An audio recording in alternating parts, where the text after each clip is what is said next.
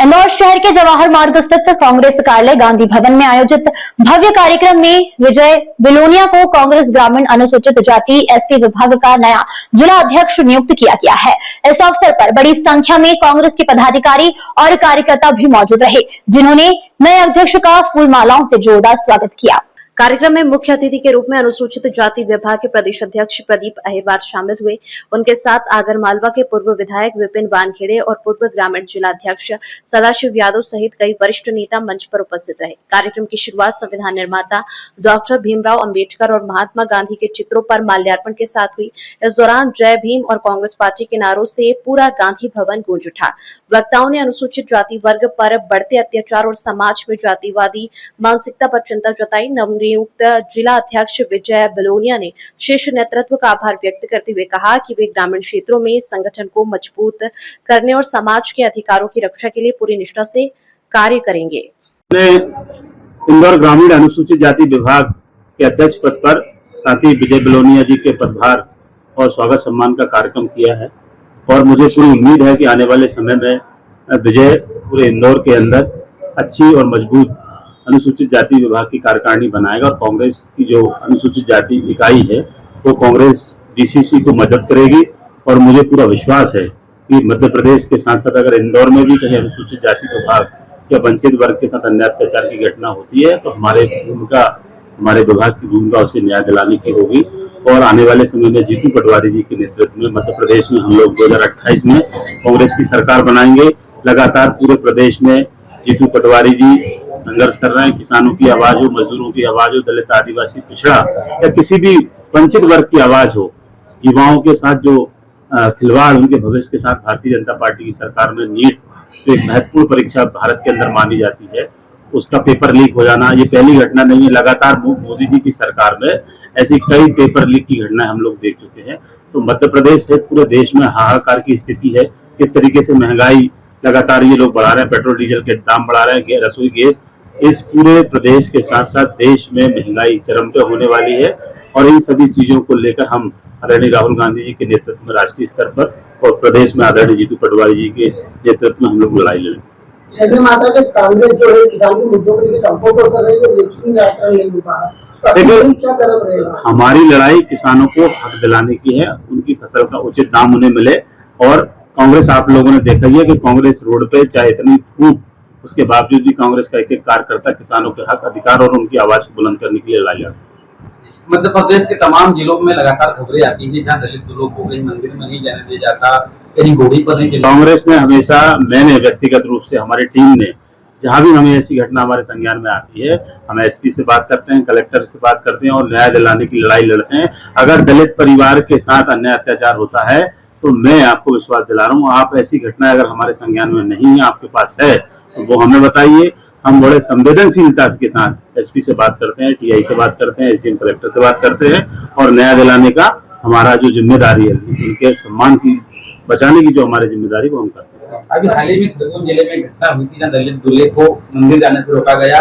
परिवार दोनों द्वारा विरोध करने के बाद पूरे परिवार को हुक्का पानी बंद कर दिया गया था। ऐसे मामलों में आपको सभी जिला अध्यक्षों को आदेश करना चाहिए पूरे मध्य प्रदेश में कि ऐसे मामलों में वो मामला मेरे मामला संज्ञान में था, उसमें हमारे वहाँ के जो साथी है आड़तिया जी, उन्होंने वहाँ पर एसडीएम कलेक्टर से भी बात की थी और वो मामला हमारे नोटिस में था, हमने उनकी लड़ाई लड़ी।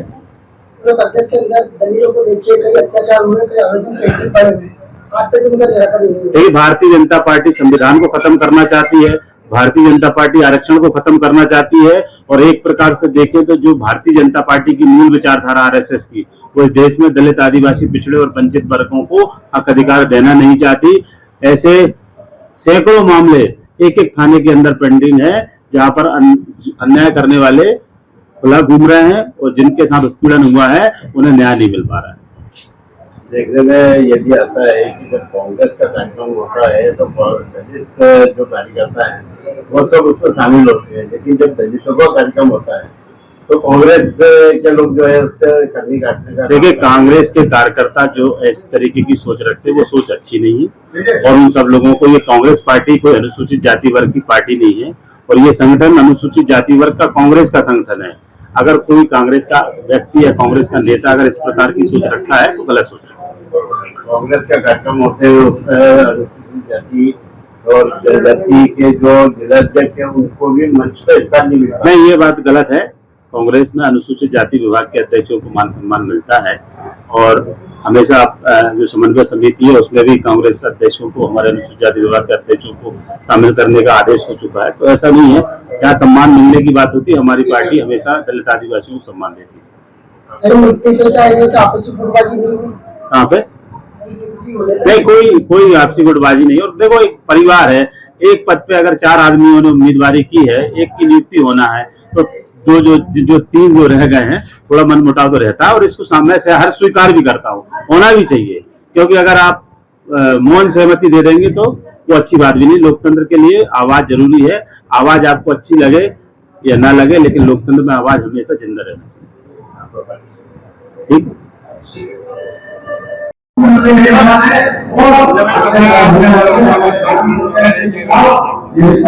आज कांग्रेस कमेटी के द्वारा मुझे बड़ी जिम्मेदारी दी गई है, जो अनुसूचित जाति कांग्रेस पार्टी के साथ सदियों से सरकार में रही और अनुसूचित जाति का बड़ा सहयोग रहा सरकार बनाने में। आज माननीय हमारे प्रदेश अध्यक्ष जीतू पटवारी जी ने मेरे ऊपर विश्वास दिलाया और हमारे प्रदेश अध्यक्ष अनुसूचित जाति विभाग प्रकोष्ठ के प्रदीप पहलवान जी और कांग्रेस पार्टी के जितने भी वरिष्ठ नेताओं ने मुझे विश्वास देकर जिम्मेदारी दी है हम संगठन को मजबूत करें और संगठन को मजबूती देने के लिए ग्रामीण क्षेत्र में 4 विधानसभाओं इंदौर जिला के अंदर मुझे आज दायित्व दिया है कि मैं इस कारोबार को संभालूं और संगठन को मजबूत